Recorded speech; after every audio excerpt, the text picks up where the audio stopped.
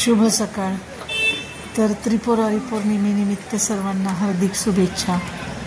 तर आज आहे त्रिपुरारी पौर्णिमा आणि आम्ही आलो आहोत संत सोपानदेव मंदिरामध्ये, कारण त्रिपुरारी पौर्णिमा आणि आज वेळ लागणार आहे सोपानदेव महाराजांचा जन्मोत्सव सोहळा आज संत सोपानदेव मंदिरामध्ये आहे। मी पण लय वेळ बसले पण ते काय उरकाना त्यांचं आराध्य दैवत श्री संत सोपानदेव महाराज मंदिर। तर या मंदिरात आता आम्ही आलेलो आहोत। तर अशा दगडी पायऱ्यांच्यावर चढून आपल्याला आता आत जायचं आहे। दगडी अशी आपली प्रवेशद्वार आहे, दगडी प्रवेशद्वार, आणि सुंदर असं हे देऊळवाड्याचं दृश्य आहे संत सोपानदेव मंदिरातील। आणि पुढे गेल्यानंतर मग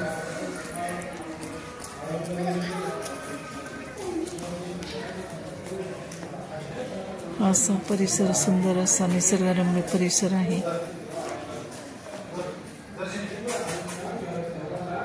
आणि इथे आतमध्ये जन्मोत्सवानिमित्त भजन आणि कीर्तन चालू आहे। मूळ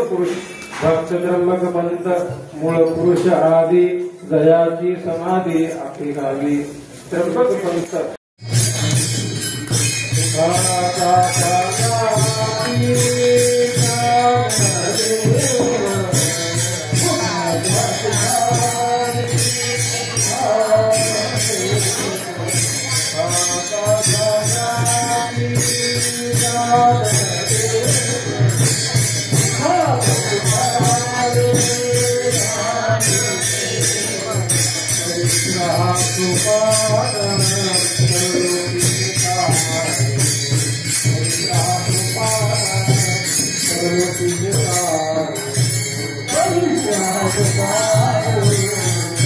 महाराजांचं जन्मचरित्राचं चरित्र, आधी चरित्र आणि जन्मचरित्र बघायचं। ज्यावेळेला समाधी चरित्र आपण बघतो त्यावेळेला आधी चरित्र, जन्मचरित्र, जीवन चरित्र, समाधी चरित्र आणि समाधी उपरांत चरित्र असे चरित्राचे भाग पडतात। त्यामध्ये आज आपल्याला आधी चरित्र आणि जन्मचरित्र बघायचं। आपल्याला तुम्हाला आम्हाला सर्व चरित्र माहीत आहे, दरवर्षी आपण ऐकतो समाधी सोहळ्याला किंवा या जन्मोत्सवामध्ये आपण दरवर्षी चरित्र आहे। प्रत्येक वेळेला ऐकायचं का? कारण संतांचे चरित्र आवडी जोगाय पर्यंता होय हृदोगाशी संतांचे जे चरित्र राहतात ते भगवंताला प्रिय होतात। ज्ञानोबाया ज्ञानेश्वरीमध्ये म्हणतात की तेही प्राणाप्रती आवडते मद विरोधी जे फक्त चरित्राचे प्रशंसक ते प्राणाच्या पलीकडे मला काही आहेत।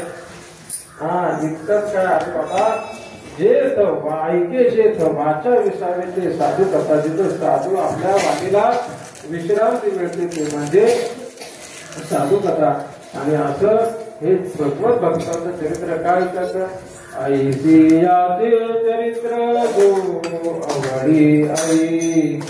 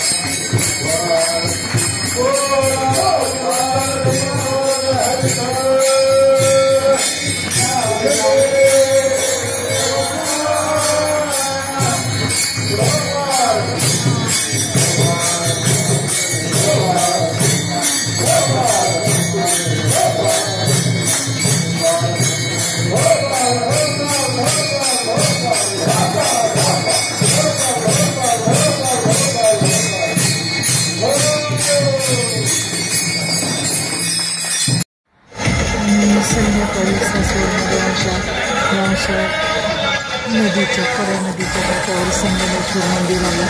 तर त्या मंदिरावर अशा सुंदर अशी रोषणाई केलेली असते. मातीची दिवे आणि विद्युत रोषणाई असं दोन्ही मिळून खूप सुंदर अशी रोषणाई मंदिरात केलेली असते. आणि समोरच्या ब्रिजवरून मस्त केलंय. दृश्य आहे ते मंदिराचं एकदम विलोभनीय असं दृश्य दिसत आहे.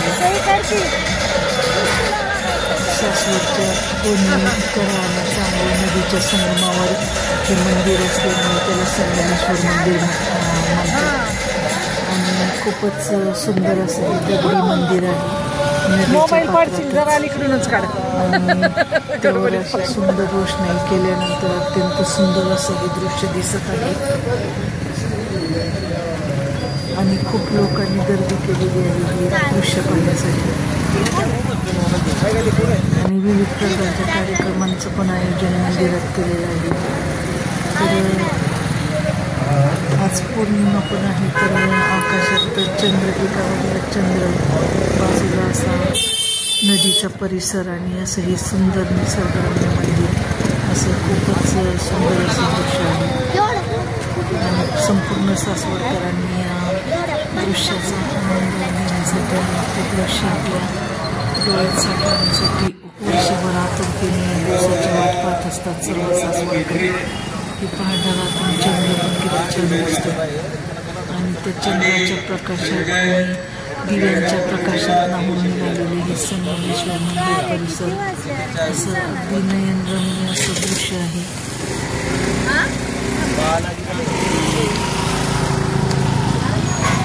आणि विविध कार्यक्रमांचं पण आयोजन तिथे केलेलं होतं. त्या कार्यक्रमासाठी पण बरेचसे लोकांची गर्दी होती. आणि आम्ही तिथे थोडा वेळ थांबून दर्शन घेतलं. त्यानंतर असं सुंदर असं चित्रीकरण केलं, कारण एवढं असं सुंदर दृश्य होतं की त्याचं चित्रीकरण करण्याचा मोह आवडत नव्हता. प्रत्येकजण आपला कॅमेरा घेऊन कॅमेऱ्यामध्ये ही सुंदर अशी दृश्य टिपीत होता. तर असं हे आमचं सासवडचं वैभव, संत सोपानदेव मंदिर आणि हे संगमेश्वर मंदिर अशी अनेक सुंदर सुंदर मंदिरं सासवडमध्ये आहेत. आणि आम्हाला अशा मंदिरांचा मंदिरात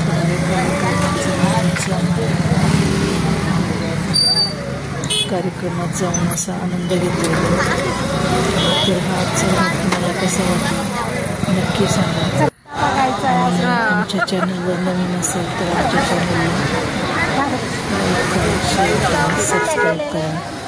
धन्यवाद. पुन्हा भेटूया परत दुसऱ्या व्हिडिओमध्ये. तोपर्यंत बाय बाय.